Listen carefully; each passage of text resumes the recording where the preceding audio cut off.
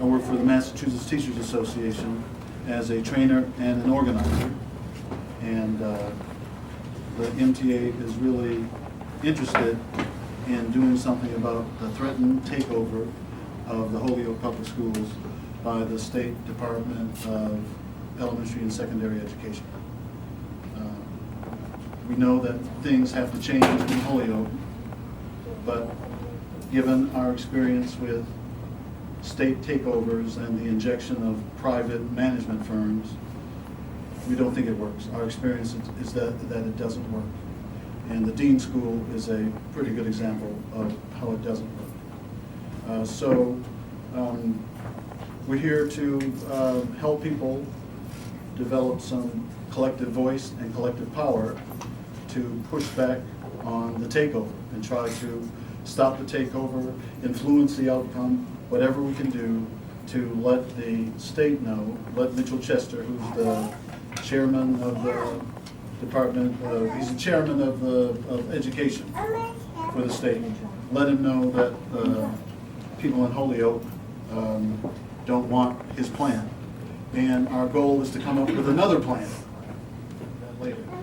And this meeting came out of a meeting on Monday, I think it was, right, just a couple days ago, where we, a group of people came together here and we were talking about what could happen, what we could do, what some of the problems are. And we decided to pull together an organizing committee to try to plan some action.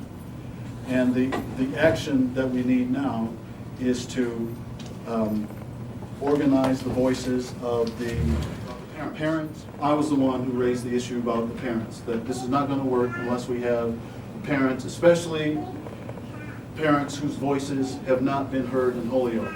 This is not going to work until we had that piece together. So I got folks to agree that we need to do something with parents. We were going to do a series of 11 forums and then do a community forum and a parent forum. Right. In addition to the parent forums, you should know, we're also going to convene the Latino educators so that, and strategize for how we can get the voices of Latino educators out when doing the educator forums, right? To accept Latino culture inside the school. So basically, it's just about motivation and what you present to them, not a district level, but to a human level, to understand what they like, who they are as a person, and make them come into a society or a school and making them want to actually participate. Te lo puedo contestar en español. Como quiera. Está bien. Yo pienso que la parte de nosotros como educadores espirituales, pues no tan solamente nos enfocamos en la educación espiritual de la gente, sino en todas las áreas de la vida de la gente, en todas su área. Y uno de mis propósitos es invitar a la familia a que respalde estas cosas. Y nosotros pues nos acercamos a los padres que van a mi congregación, porque esos son los que llegan ahí, que tienen hijos en las escuelas de Holyoke, y le animo para que se envuelvan en estos programas o lo que tenga que ver que ayude a la escuela de Holyoke.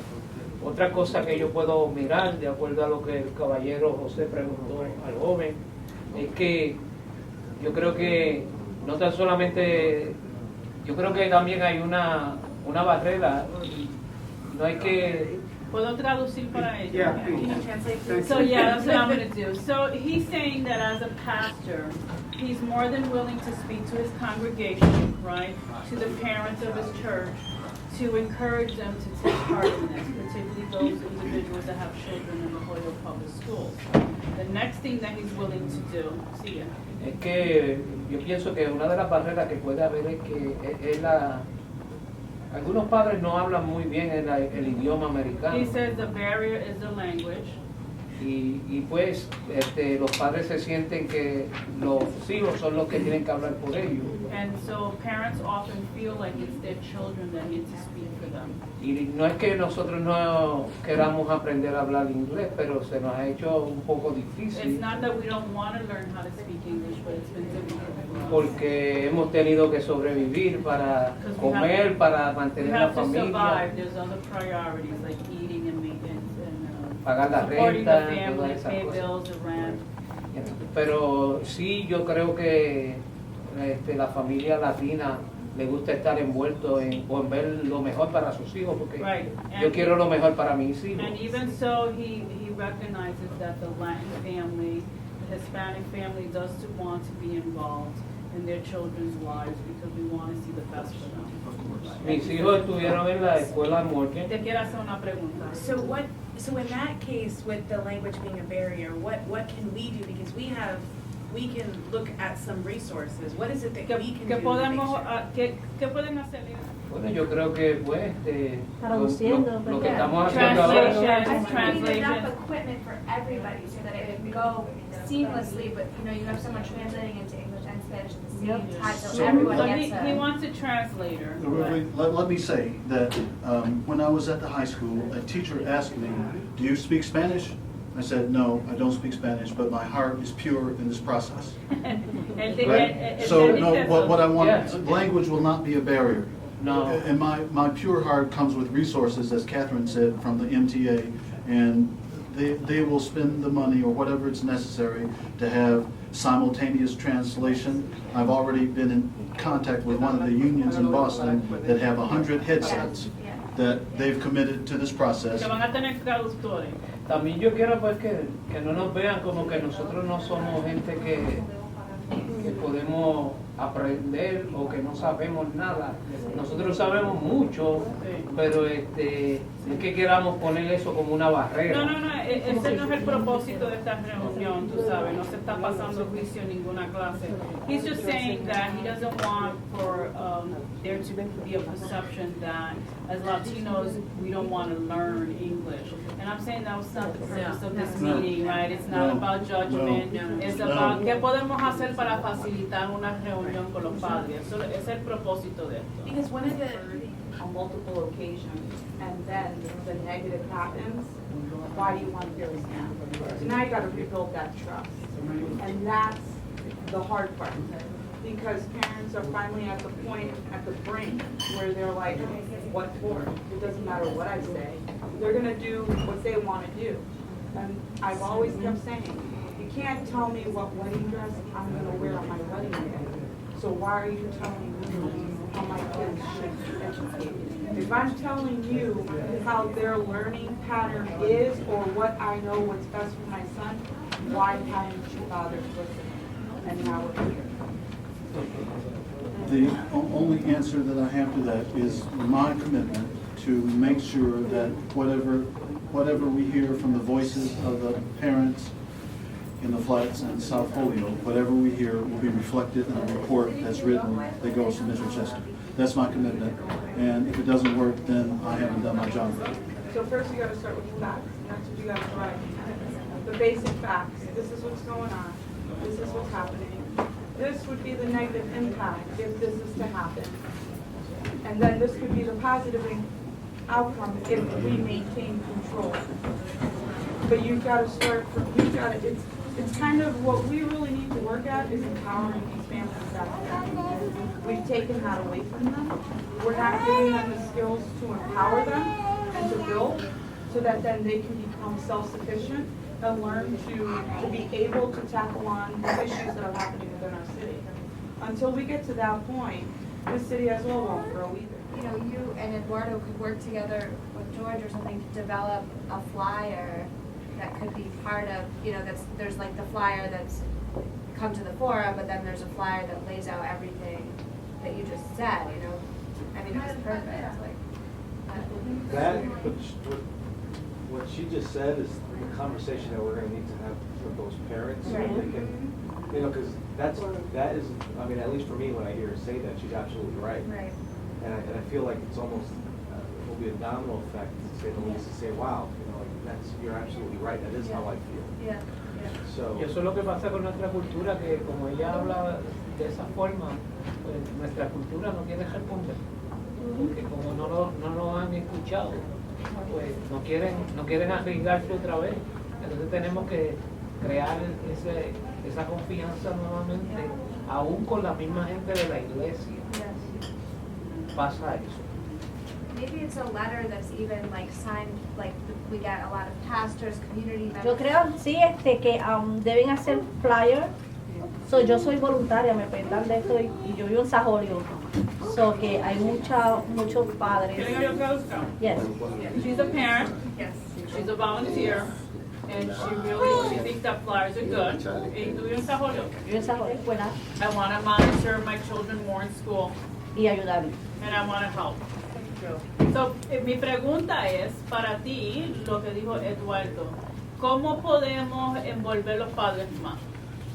En este proceso? reuniones, pero es como él dice, hay muchos padres que no vienen a las reuniones porque hablan español, entienden, pero a veces tienen miedo en hablarlo. She says that there's a lot of parents who don't come to the meetings. They understand, but they're not able to express, right?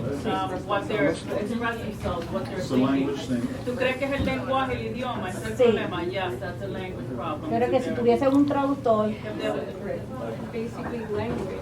That's why my mom, when I used to go to meetings, I had to speak for her. And she would just stop going because nobody would ever speak Spanish to her. And I had to translate. And that's a lot of pressure on a student, but also Yes. it could be embarrassing too to a parent, because then they might feel a little marginalized that, wait a second, she's competent and understands, it's just the language thing. So I understand that can do something for you. Can I talk about I understand the barrier of Spanish, and I'm only speaking again, as someone who's been in this community for 30 plus years, I understand language being a major barrier. But also aside, even if you were to have translators, I've been at meetings here as a community organizer where we have translators, and still there's a low turnout, okay? So we have to make the jump somehow. I equate it with voter apathy, right? If people don't understand in the long run what is going to be the benefit of their involvement, education-wise, and what it. Well, about that, we will not get 100% to start with, right? But if we can get a core of committed people and we build trust and respect, then this movement will be sustained. Because once again, a meeting on April 9th is not going to change things, right? The action has to go on and on and on, and it can only happen if we can build the capacity of the community, which is what you were talking about. That has to be part of this. The only ones that get kind of discouraged too, as a teacher, a Latina teacher in Holyoke High, you start things and you feel like it's not getting anywhere. And I went through that, so I just started pulling out of all the little groups and everything that they were forming because I felt like it was just like a check. We did this, we did that. So I just started pulling out of them because, like I was telling George, we already know the issues. We need to have action now. Yes. So I know where the parents are coming from because I felt the same way. It was like we keep talking and we're not doing anything. So that was one of my reasons to come with Sherry and get together with George to get the action. Déjame traducir. He says that we need to gain the confidence of the community. Right. Yo llevo viviendo en como un año o más de un año y he visto cómo desde mis hijos hasta la comunidad donde yo vivo se viven en una pobreza extrema a veces o en una necesidad básica y piensan que todos los latinos somos drogadictos o somos personas que no podemos echar para hacia adelante. He says that there's a particular stereotype and image that is associated with Puerto Ricans that were drug dealers.